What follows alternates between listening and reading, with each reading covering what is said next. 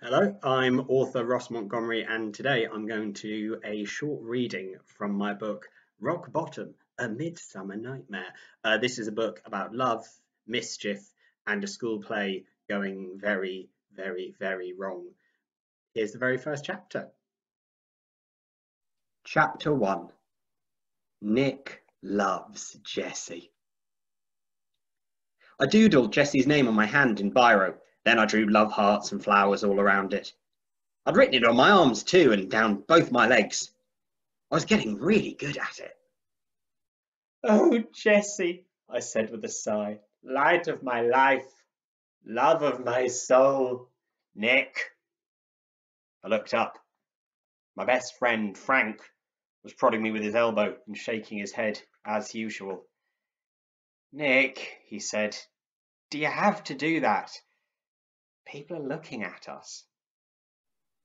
Frank was right. Everyone on the bus to school was staring at me, including the driver. I could hear cars honking behind us. "Stare all you want," I cried, leaping up and waving my inky arms. "I love Jessie, and I don't care who knows it." It was true. I'd been in love with Jessie Stone ever since the first day she walked into my classroom, looked me in the eyes, and asked me to get out of her way. Ever since that precious moment, my feelings had grown stronger and stronger. Jessie was clever, popular, and the best actor our school had ever seen. It was our destiny to fall in love, get married, say our vows on top of a mountain somewhere. "Nick, sit down," snapped Frank as he dragged me back to my seat. "Why do you have to always be so over the top?" That was Frank all over. We've been best friends since nursery, but he's never understood my passionate, sensitive side. He was always trying to stop me doing totally normal things, like writing Jessie epic love poems, or filling her front garden with 1,000 red roses, or spelling out her name in chocolates on the desk. "There's nothing wrong with being romantic," I said. "You're not being romantic, you're being creepy," he said. "You don't know anything about Jessie. You don't even talk to her." I frowned. "That's not true." "We talk every day." "She has to talk to you," snapped Frank. "You're the lunch monitor." I sighed. She gave me her tray yesterday. Her tray. I'll never forget what she said when she gave it to me. "Put this in the bin, Rick." Can you believe that? She knows my name. Sort of. Frank's glasses steamed up. That always happens when he's annoyed. "Nick, wake up. It's never going to happen. Jessie doesn't know you exist. Everyone knows she likes Blake." No surprises there. Everyone liked Blake. He was the coolest boy in school, with great hair and fantastic clothes. He never said or did anything interesting, but people still thought he was amazing. He could stand up in assembly and wet himself, and everybody would say, "Nice one, Blake," or "Great wee, Blake," or "Why don't you wet yourself at my house this weekend, Blake?" "And even if Jessie didn't like Blake," said Frank, "she's leaving this year. Remember?" "Of course I remember!" I wailed. Everyone turned to stare at me again. Frank was so embarrassed he hid behind his bag. I couldn't help shouting. Jessie was leaving at the end of term to go to drama school, and it hurt. The pain was still so deep and so raw. In less than 2 months, the love of my life would be gone. Forever. "Face it, Nick, it's over," said Frank. "You have to forget about her." I shook my head. How could I forget about Jessie? I'd cried for 5 whole days when I heard that she was leaving, and so had our drama teacher, Miss Plant. After all, New Forest Academy was losing its best actor. Jessie had had the main part in every school play. This term's production of A Midsummer Night's Dream would be her final performance. And that's when I had the best idea of my life. I clapped my hand on Frank's back and grinned. That's where you're wrong, Frank. As it so happens, I've been working on a secret plan to win Jessie's heart. A plan so brilliant, it can't fail. The bus pulled up to the stop, and I jumped out my seat and ran through the school gates. Frank ran after me.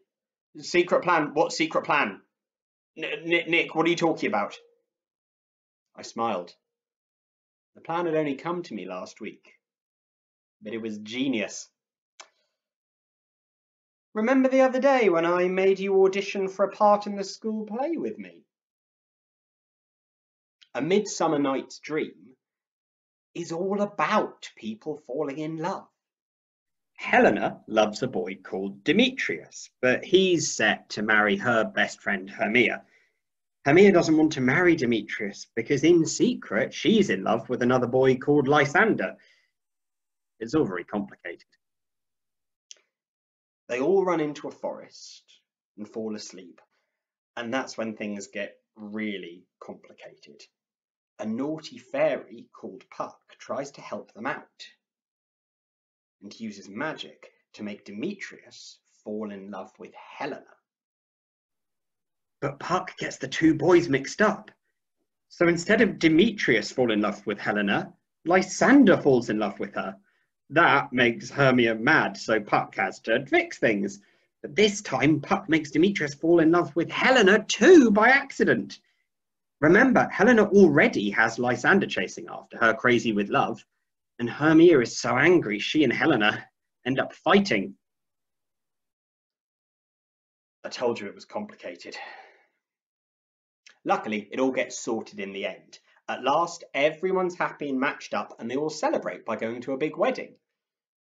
There are lots of other characters too, like an idiot named Bottom, who Puck turns into a donkey for a joke.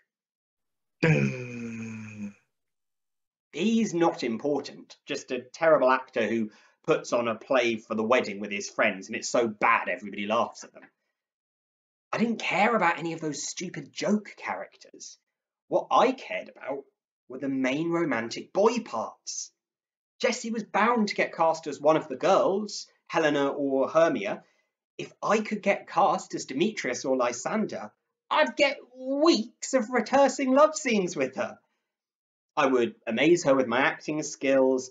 Jessie would finally understand that we're a perfect match. Fall head over heels in love with me, forget about leaving school, and then we'd get married on a mountain somewhere. Simple. By the time I'd finished telling him about the plan, Frank's glasses were so steamed up they looked like they'd been covered in Tipp-Ex. Nick, that's the stupidest plan I've ever heard. Jessie's not going to fall in love with you just because you're a good actor.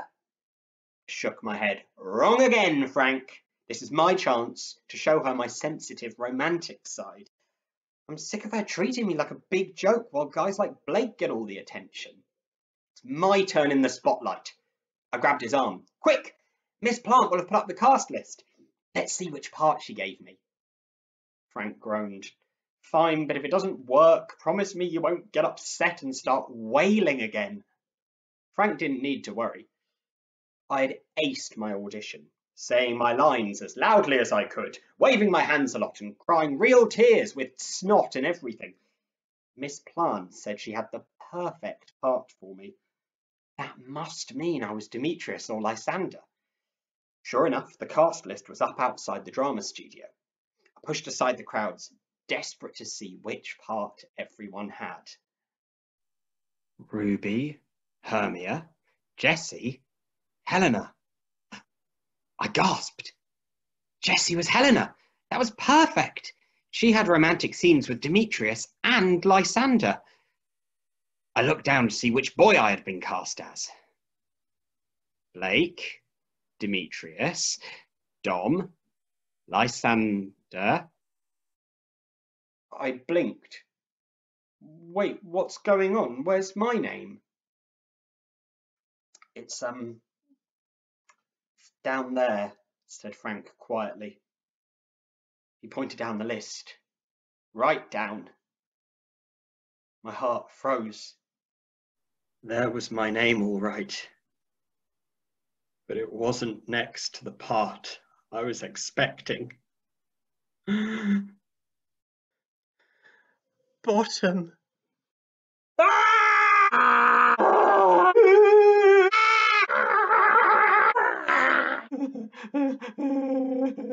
Yeah, Bottom. Instead of being cast as a main romantic lead, Nick is cast as a character who spends most of the play turned into a donkey, and he's pretty angry about it, and so decides to get revenge. If you'd like to find out how he does it and what happens next, then please do pick up a copy of Rock Bottom, A Midsummer Nightmare. Bye. Rock bottom, a midsummer nightmare. Rock bottom, a midsummer nightmare. It's a book about all the things that I just explained.